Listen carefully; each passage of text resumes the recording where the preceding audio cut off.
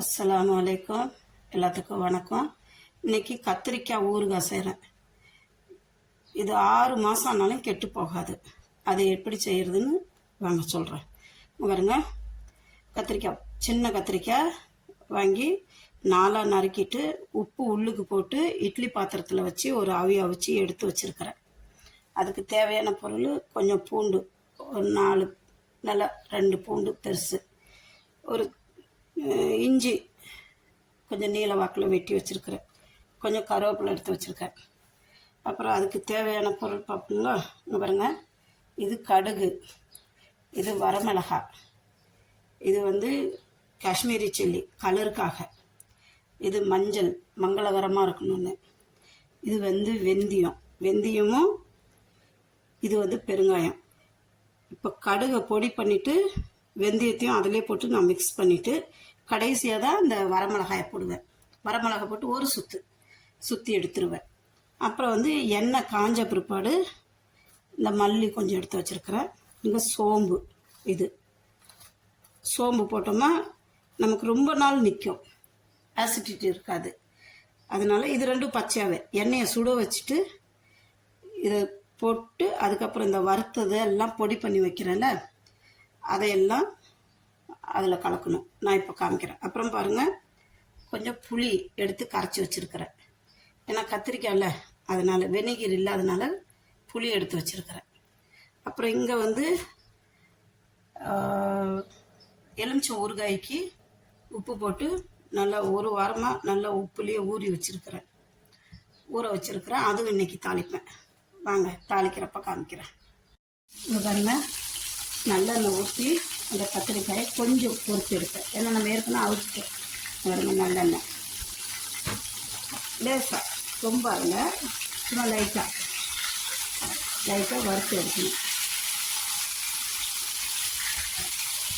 ஏன்னா இதில் நம்ம ஆல்ரெடி உப்பு போட்டிருக்கோம்.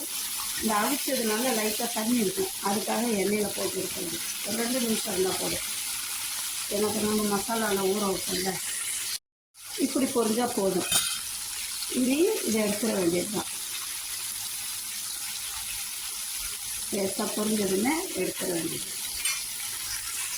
இதை நான் கத்திரிக்காய் எடுத்துட்டேன். இப்போ அதில் நான் இஞ்சி போடுறேன்.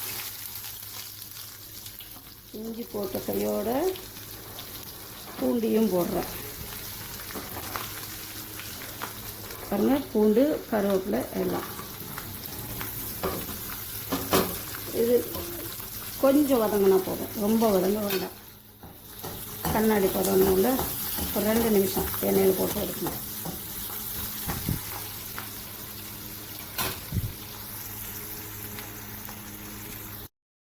பாருங்க, இந்த கத்திரிக்காய் எடுத்த உடனே இந்த பூண்டும் வறுத்து எடுத்துக்கணும்.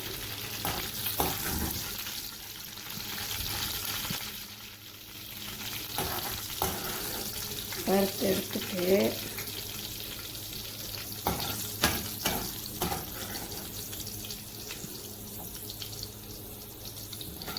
இது 6 மாதம்னாலும் கெட்டு போகாது. இப்போ இதில் என்ன பண்ணணும்னா,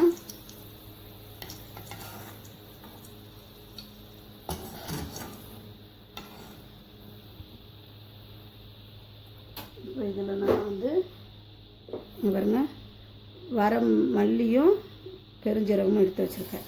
இதை இதில் கொட்டுறேன். இதை கொட்டிட்டு 2 கிண்டு லேசாக, ரொம்ப வேண்டாம், போதும். இந்த ஸ்டேஜில் இப்போ புளி கரைச்சி வச்சதில்ல, அதில் புளி தண்ணி ஊற்றுறேன். இனி நமக்கு இந்த புளி தண்ணி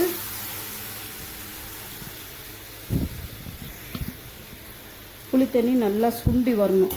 சுண்டி வந்த பிற்பாடு தான் நம்ம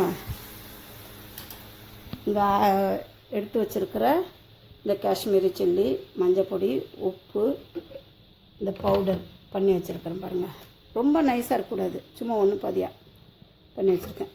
இது எல்லாத்தையும் ஒன்றா போட்டு மிக்ஸ் பண்ணுறது தான். பாருங்க, அது எல்லாம் வதக்கி வச்சது எல்லாம் ஒரு பாத்திரத்தில் போட்டு கத்திரிக்காயும் போட்டு அந்த இஞ்சி பூண்டெல்லாம் வதங்கின பிற்பாடு மல்லியும் சோம்பையும் போட்டேன். போட்ட கையோட புளியை போட்டேன்.